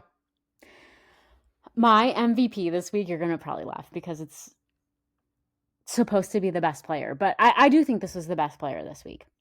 Okay. I think the person that played the best game this week was Leka. And I know that she lost and had to go home, but she did that whole challenge by herself and completed it, which was so hard. And the fact that she was able to do that, and then, like, of course, she gassed out at the arena later, that makes total sense. I think it's the same day, right? That's what everybody online was saying. Yeah, I think it was the same day. And I get where you're coming from. I guess for me, for her to be MVP, I would have needed to see her strategize a little more at the end. Like in my opinion, what she should have done was went to CT, who you could tell felt horrible. Yeah. And you tell CT who you want in there. Yeah. And then you let CT go do the dirty work of rounding the troops up to get who you want to go against. Good point. That's what she should have done. Yeah, that's a good point. Yeah. Yeah, and then I thought she went out gracefully overall. And I do appreciate when somebody goes out gracefully, and it doesn't happen that often when people don't. The only person I can think of that I was like, wow, really, was West on Traitors. Yeah, I mean, and West would definitely go out that way on the challenge. And we've seen people go out in really bad, the worst, and this happens more than you think, because I can think of a handful right now, is when somebody gets voted in to elimination. And I don't care what they say. The truth is, the perspective that we're given as the audience is that they're so scared. They get in there and they're like, I'm not even going to compete. I'm just going to go. And they quit. Yeah. Yeah. And TJ has no patience for it. You know how he is. But it does come off looking like you were just afraid that you were going to lose. And well, so yeah, it's like, no, play along. Aren't you here to play along? Right. Yeah. And TJ will say, like, why not just try? And they're like, I don't have anything to prove to anyone. If they want to vote me in here, fine. I'm just going to go. What a loser. Mm-hmm. That's loser behavior. Mm-hmm. Yeah. My LVP was also Turbo. Him coming after CT the way he did, and just on full display toxic masculinity is just not for me. And Same. I don't respect it, and I don't like it, and I don't like him anymore. No, me And I either. will say, I do think it's a largely a result of his culture, which isn't an excuse because you can overcome your culture. I'm just saying that some cultures, toxic masculinity is much more uh, prominent, dominant than others. And I feel like he comes from a culture where it's very prominent. I mean, maybe, but this felt more than toxic masculinity. I don't know. This felt like, first of all, stupid because you're accusing him first of like throwing a challenge when there's no there. It benefits him in no way. Yeah. And then once you accept that thing that you were just angry about is not true, well, then you're just a loser that is not trying hard enough and lazy and fat ass and all these, like, I don't know. It was just like, I didn't like It was any of it. nasty. It was nasty. Yeah, it was really nasty. And there was a moment where he could Doesn't have it like remind you of like something Jax or James Kennedy would say? 100%. Yeah. And Yeah. like, that's the thing is there was a moment when CT came to him, which first of all, like props to CT for like, he's already said all this shit to you. And you're still like, man, let's just talk, hug it out. Like, you were handed that opportunity, which you did not deserve. Yeah. And you still like, don't touch me. Don't touch me. Like, oh God, get over yourself. Yeah. And how does it impact Turbo? no, it's like he was like genuinely triggered. Yeah. Because like a man wasn't manly or something. That's how I took it. I thought that he was just like triggered because he wasn't like being manly. And that's what I mean by the toxic masculinity of it all. Because then it's like, you weren't being manly, you're a pussy, you're a fat ass, like all of this stuff. Like, you're a disgrace to men kind of a thing. And it's like, shut the fuck up. Okay. Yeah, maybe. I mean, you could tell CT thought Don't hug me, like, no homo. Like that's how it came off to me. Yeah. And you could tell that CT was genuinely like, I thought we were friends. I know. I didn't like that. Yeah. Okay, well, before we go, we're going to do a little gossip because I already teased it in our thumbnail. So now we have to talk about it, okay? Okay, before you give me the gossip, can I give you my recommendation for the week? Sure. This movie came out in 2024. I have no idea how I missed it. It is called Blink Twice. It's on Amazon Prime for free. And it is going to live in my head rent-free for a while. Okay, you're going to have to give us like an elevator pitch for it. It's one of those movies that's very hard to discuss without ruining it. It is a psychological thriller because it has like a twist. Okay. You know what I mean? It's a psychological thriller. It explores like the idea of like power dynamics and things like that. It's Zoe Kravitz's it's her director and writing debut. Okay. I don't want to say much, but I will say it seems like she was inspired to write this during the Me Too movement and also with what happened with Epstein and P. Diddy. Okay. Okay, so you're ready for the tea? I think so. Okay, so this is about Gabe. And somebody posted 8 days ago and they were like, what's the deal with Gabe? I'm not sure if I missed it, and I'll put it up on the screen. I'm not sure if I missed it or if they just cut it out, but what the F did, I don't know why I didn't say. Yeah, I said what the F did Gabe do? On every podcast I'm watching, everybody keeps saying the entire house is pissed at him and has been for weeks. I get what he did with Nia, and that was messed up, but it doesn't seem like enough for him to be a persona non grata with every alliance and basically on the outs with the whole house. I feel like we're missing something. By the way, if you have some good challenge podcasts that aren't Bananas podcasts, please put them in the comments because I would love to know the behind the scenes tea, but I don't even know how to find anything because I don't know any of these people. Oh, okay. Yeah. And I'll give you one too, because there's a couple people that make TikToks that are good, that give some behind the scenes stuff. Oh, tea. Okay. They don't have podcasts, but all the podcasts are by people I don't want you to listen to. They're all Johnny Bananas. They're all yeah. They're all icky. Okay. So the first comment says, had a showmance of episode 1 with Adrian, where he upsetted her, made up lies about Justin, and got in a fight with Will, which caused everyone to only get 4 drinks per day. So that was, I guess it sounds like he got really drunk and it created a drink limit, which sucks. And everybody's going to be mad at him for that alone, probably, let alone the other stuff. And then let me just read through some of these other comments. Yeah, it's They've like, had a wow. drink limit for a while. So that, I don't know. I mean, again, you just started the show, but Yeah. they had a lawsuit a few years back that led to us losing a few contestants that were OGs, that will never be invited back. Is one of those the guy that was on Johnny's podcast? No. Oh, okay. I thought he said he got banned. He might have, but that he wasn't part of the lawsuit. There was a contestant named Kenny was one of them, and then somebody helped me out. Who was Kenny's friend before we had the Miz? Those two guys, they were kicked off. And then obviously the woman that brought the lawsuit, I'm sure will never be back as well. And that was when they really went. And in fact, I actually just saw one of them on the TikTok that I'm telling you about.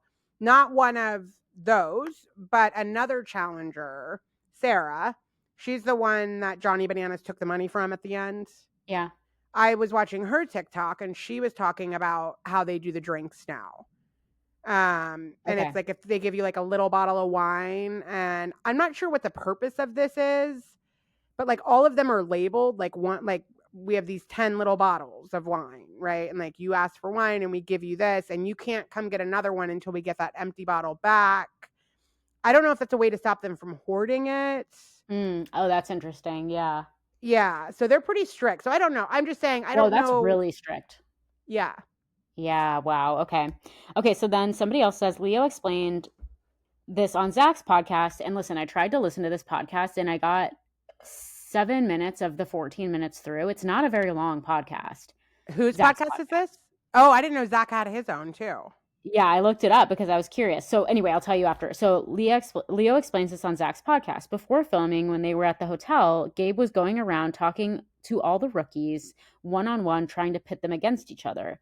It didn't take long for them to figure out who was doing what, and everyone started the game being pissed at him. Okay. And yeah, I got a little bit of the ways through that episode, and like the first 3 minutes were ads, and then there was like 4 minutes of bullshitting, and I'm like, this is like a 14-minute podcast. What are you guys going to get to the point? And I just found it to be annoying, and I couldn't listen to it anymore. Listen, you're only allowed to like bullshit about nothingness if you're like us and it's 2 hours. Then it's acceptable because I know we're going to loop back around. You'll tie it back in. Let's fine. Exactly. Like, and listen, I'm going to start a whole campaign. Like, men, take the microphones away from men. They don't need them anymore. Please. I saw Johnny Bananas like on his, and again, he's kind of like, and again, I just refuse to say his name. He's kind of like Cara Maria's boyfriend. That's what I'm going to call him forever, just so you know. We're never going to use his name. But he's kind of like that, in that he purposely is just saying shit on his podcast to try to offend and upset people. So he was talking about anybody that's a fan of Love Island. And just what shallow pieces of shit they are, stupid, all that. So and I'm he's just like a misogynist. I'm like, can somebody take the microphone away from him, please? Yeah. I don't like him. Yeah. Seriously. So then somebody else said he also started rumors about Justin not wanting to be there when his name was going around for the first eliminations, and he was fighting with Will, has animosity and disdain for Michaela, apparently, and seems to be embellishing his relations with Adrian, which she doesn't seem happy about. I wonder what that means. Like, he was saying that they had sex when they didn't, or he was saying that they had more of a relationship that they didn't have. I don't know what the details. Leo said on Zach's podcast that he started in the hotel trying to pit certain rookies against each other. The Nia part may have just tipped everyone over the edge. Yeah, but see, again, this is one of those times where it's like, so I'm taking the word of somebody who wanted to go on Zach's podcast. Yeah. Yeah. Wait, say this again. That like I'm gonna just take the word of somebody that wanted to go on Zach's podcast. Well, here I will just say, if Zach is somebody who is in similar to Bananas with the challenge producers and creators, and like those people when they get off these shows, they have specific podcasts they're probably allowed to go on. And the list is probably not very long because they need people that are in the fold of the challenge. This is the same in the Bachelor world. They need to control the narrative to some extent. They don't want you going on random podcasts saying random things a lot of times. I don't know if this is true with the challenge, but a lot of times it's like there are certain approved podcasts you're allowed to go on. So it doesn't matter if you like the. Now, I will say they were very chummy with each other and it was so bro. Yeah, I don't know because I was really surprised to see that Beth was on All Stars just recently, and she's got a podcast, and they talk about things that I'm sure production would not be fine And who with. was it? Beth. No, I mean like the people on the season we're currently watching when when the show is still happening, when this season is still happening and that contestant just left or something like that, like usually it's more locked down when the season is still happening. Okay. And Okay. then there's probably some sort of contract where it's like, at least with The Bachelor, it's usually multiple years. And The Bachelor's really locked down about this. There's a lot of criticisms to that because they don't allow their contestants to go out on podcasts and like represent the show. So Right. nobody fucking watches it. But a lot of times they will have stipulations around where you're allowed to go on who is allowed to interview you and things like that. Because let's say you have, like in the Bachelor world, there's the She's All Batch podcast. And that podcast is a lot about producer behind the scenes tea. Like they want to know like how much did you get paid? How much did they offer you? Like all of that kind of stuff. And so usually people have to be off contract in order to answer the types of questions that podcast will ask. Does that make sense? Yeah. Yeah. Anyway, that's just some willy-nilly stuff. And yeah, that's pretty much seems to be the gist of it. Basically, like people don't like him. That's a shame. Yeah. I completely missed until this week. I don't know how.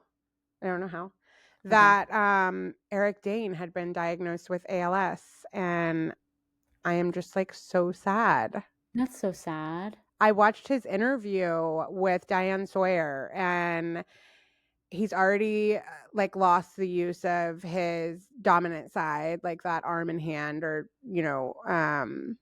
don't work, and he feels like he has a few months left with his left hand and arm. And I didn't know it goes that fast. Yeah, it sounds like he's been diagnosed a while and came public with it, just now that it's gotten to this place. Like, and I mean, you just see him walking down the street now and it's like something's not right there, like you can see it. Yeah. And that is also, I think, why him and Rebecca Gayheart canceled their divorce.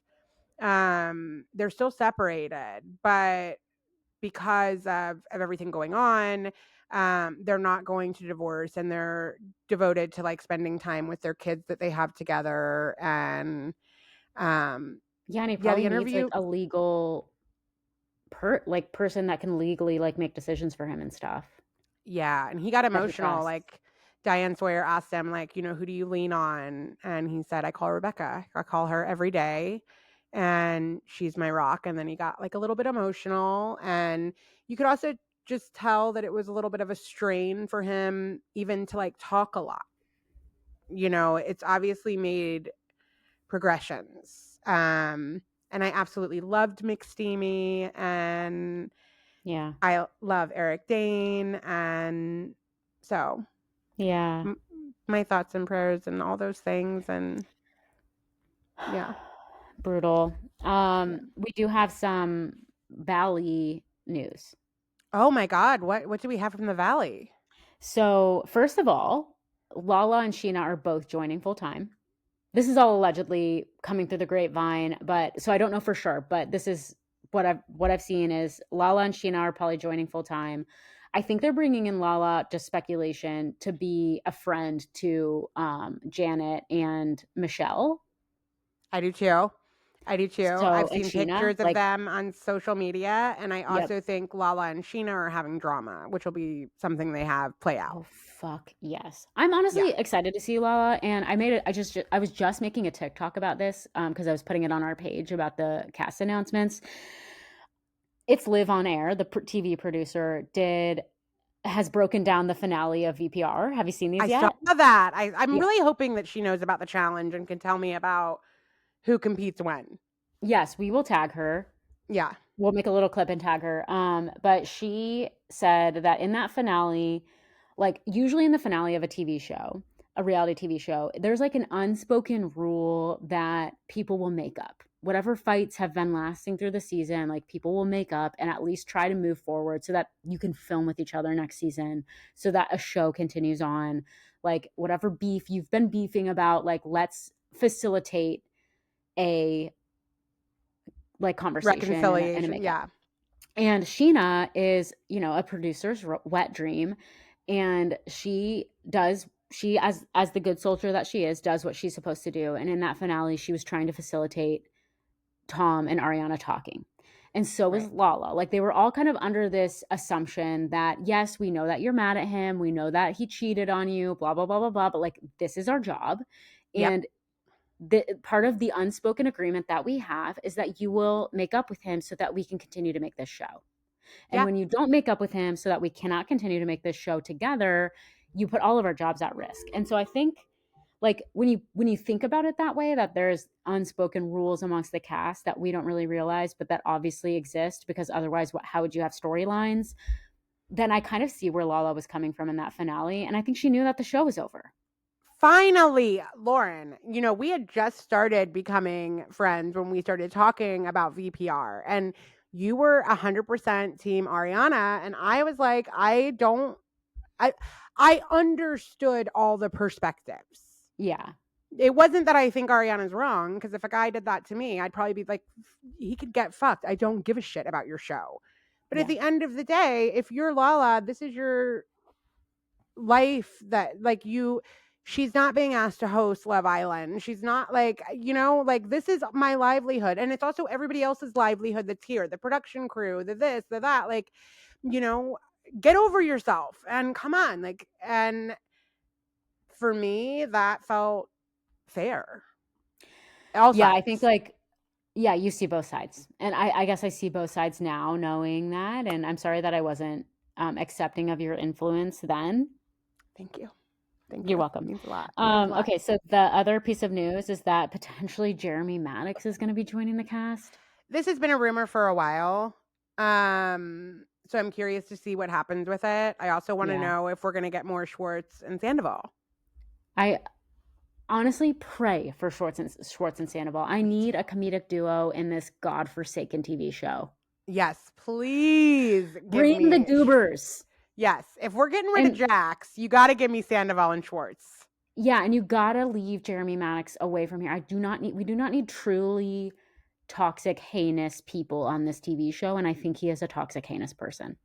Really? Yes, I there are allegations against him. The girls on VPR said that he made them uncomfortable.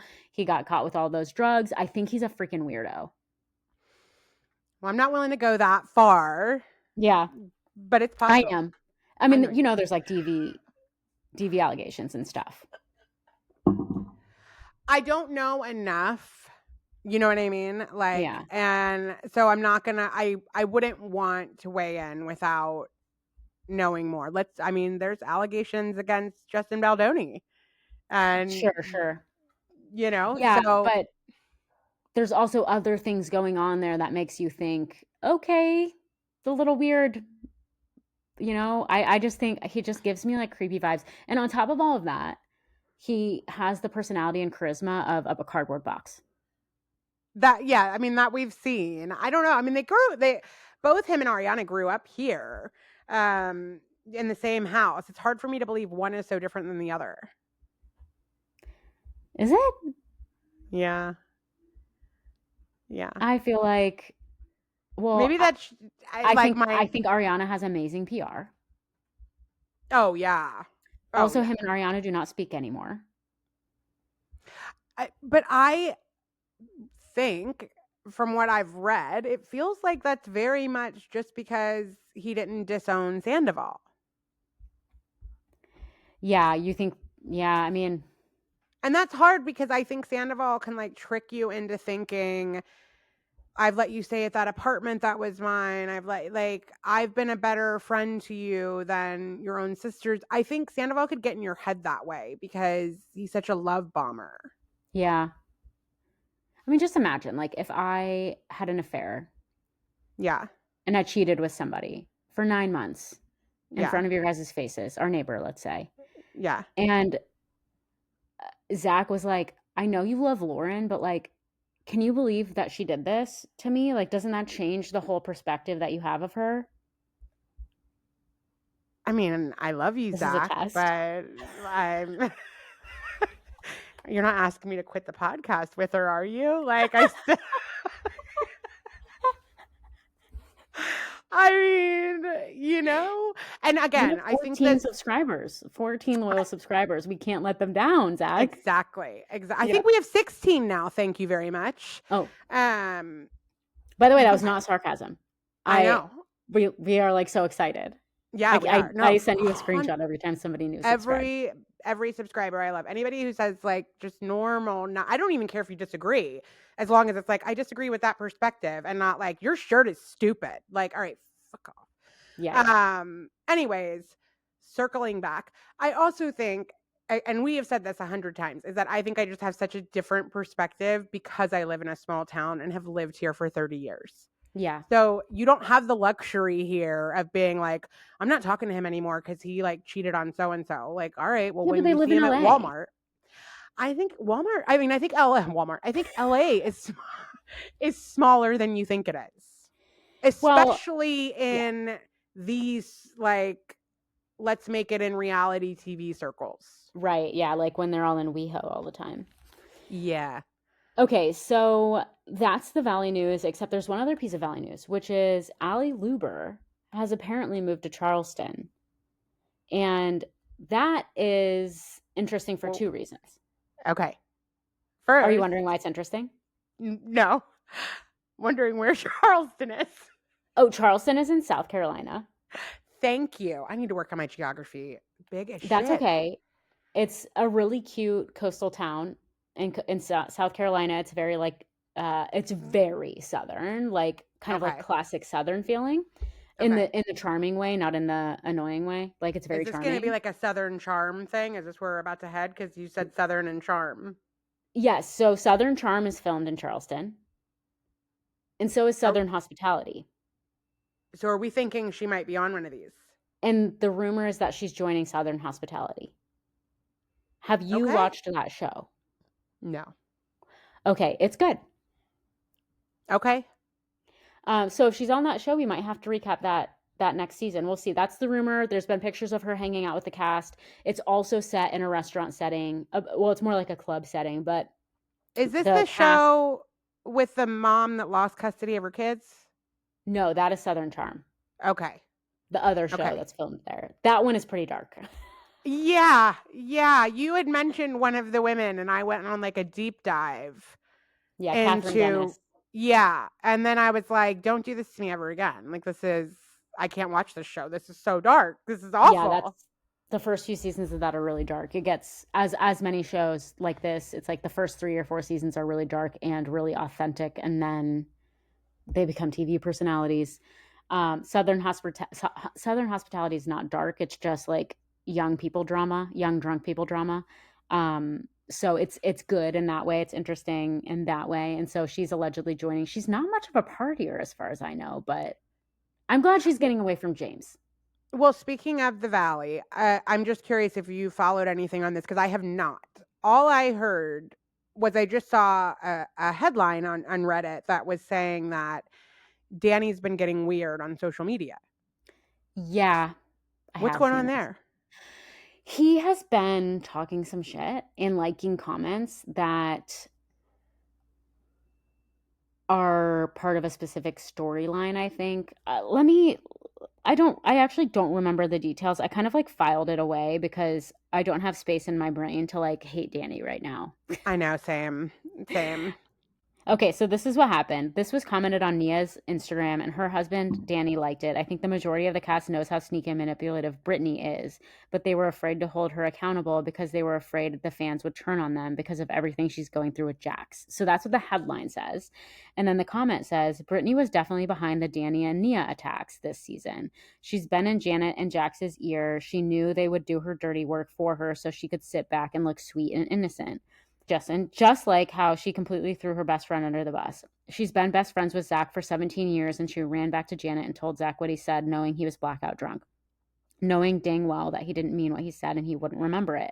She's a lot like Jax, and she's a lot more like Jax than everyone realizes. And in season 3, people are going to see it because she has no longer has Jax doing her dirty work. Maybe Janet will smarten up and realize that Brittany is using her to do all of her nasty work for her. Brittany is very jealous of Danny and Nia. She doesn't like that the producers are giving them a good edit and that they are fan favorites, and Danny liked that. Well, I'm going to hope that he just liked one sentence of it, but couldn't say that. Yeah. That's going to be my hope. I don't, listen, maybe I'm underestimating her. I don't think that she's manipulative. I just don't think she thinks very hard about things. No, I agree. I mean, I think that, like, telling Janet what Zach said has always struck me as odd. Yeah. I don't know. Like, look, I've hung out with people that have had way too much to drink and said some stupid shit. And I'm like, that will be in the vault forever. Yeah. You know? Like, I'm not like... I can see Brittany thinking, like, I'm being a good friend to Janet by doing this. Because she has such a dysfunctional idea of what a good relationship should look like. But again, she's been really good friends with Zach even longer. I know. I mean, yeah, I agree. I don't think what she did was right. Yeah. Like, yeah, where's I don't your know. loyalty? I'm surprised that Nia didn't make him unlike that comment, to be honest. Me too. Me Maybe too. She's like, that's online. That's online. Get that off now. Yeah. She's smart. Yeah. All right. Well, I think that's our episode, Cass. I'm sure there's a lot of other pop culture stuff we didn't get into, but we'll have to save it for next week because I got to get back to my baby. All right. Sounds like a plan. All right. Well, thank you, everybody. Like, subscribe, comment. We would love to hear from you, and we'll see you next week. Thanks for listening.